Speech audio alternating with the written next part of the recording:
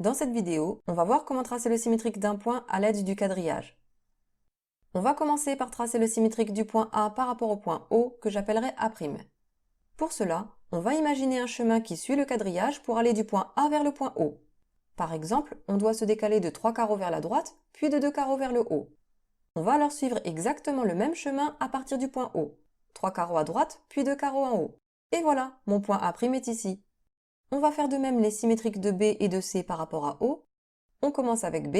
J'imagine un chemin suivant le quadrillage pour aller de B vers O. Il est facile à voir, c'est juste 2 carreaux vers la droite.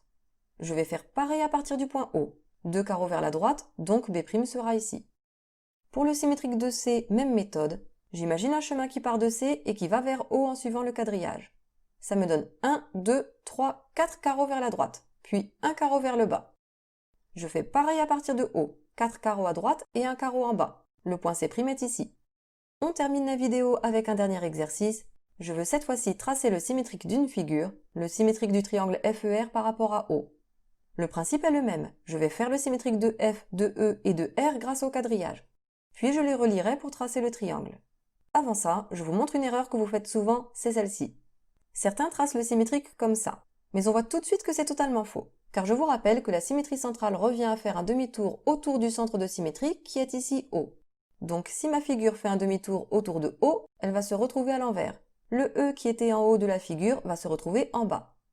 Or ici, E' est en haut, c'est donc faux. Allez, maintenant on va faire sérieusement le symétrique du triangle FER. Je commence par faire le symétrique d'un des sommets, celui que je veux. Je vous conseille de toujours commencer par celui qui vous semble le plus facile. Moi je trouve que c'est E, parce que c'est le plus proche de O. J'imagine un chemin allant de E vers O en suivant le quadrillage. Par exemple, 2 carreaux à droite, puis 1 en haut. Je fais le même chemin à partir de O, 2 carreaux à droite, 1 en haut. E' va donc être ici. Ensuite, je vais placer R'. J'imagine mon chemin allant de R à O, c'est 3 carreaux à droite et 2 carreaux en haut. Je fais pareil à partir de O, 3 carreaux à droite, 2 en haut, ça me donne R'.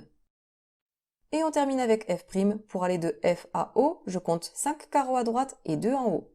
Et je fais pareil à partir de O, F' est donc ici. Et c'est presque fini, il n'y a plus qu'à relier les points pour tracer le triangle. Je vérifie rapidement ma figure, elle doit avoir exactement la même forme et la même taille que la première, mais en étant à l'envers puisqu'elle a fait un demi-tour autour de O. Le haut et le bas sont inversés, ainsi que la gauche et la droite. Par exemple, le point E était en haut du triangle et le point E' est en bas. C'est logique. Le point F était à gauche du triangle et F' est à droite. Logique aussi. Et voilà, vous savez tracer le symétrique d'un point ou d'une figure par symétrie centrale avec un quadrillage.